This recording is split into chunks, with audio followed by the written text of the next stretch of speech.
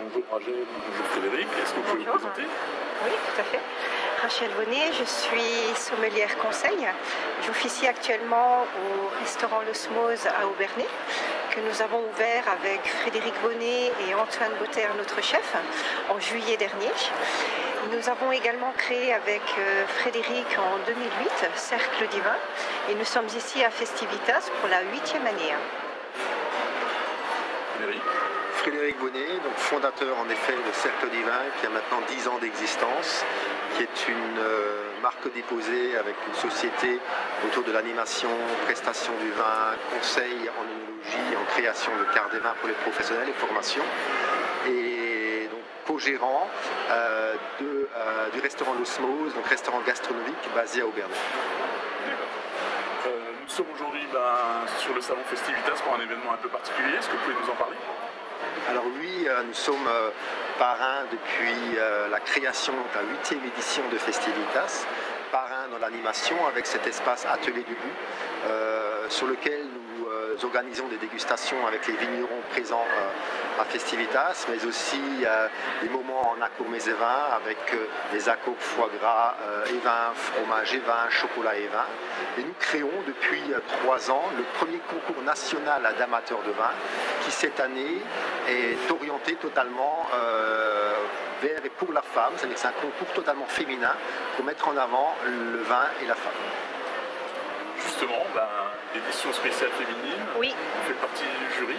Oui, tout à fait. J'ai l'honneur de faire partie du jury, accompagnée d'Anaïs de Bita, qui est sommelière conseil, ainsi que de Julia Scavo, qui est finaliste sommelière Europe et Monde. Donc, nous avons l'avantage avec la création du concours Wine Master, qui est donc ce premier concours national d'amateurs de vin, d'avoir des partenaires de grand renom. Partenaires dès le départ, ce sont les eaux batulaires qui nous soutiennent dans la mise en avant également d'une eau de qualité qui est un bon compagnon aussi pour la dégustation.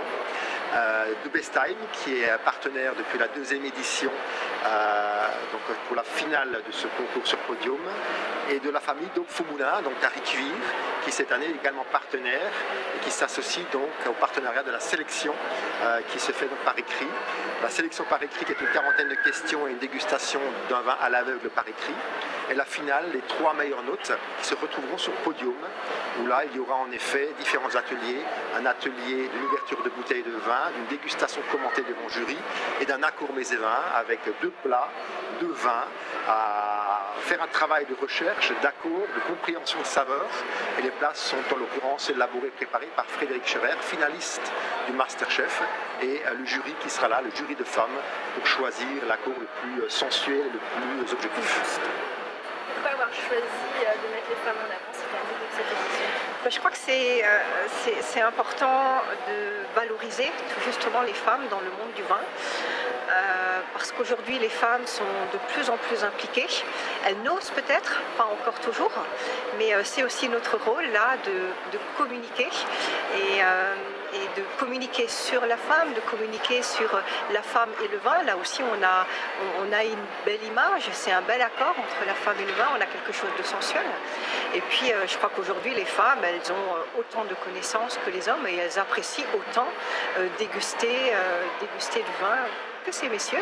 Donc voilà, c'était important pour nous en tout cas de mettre le côté féminin en avant.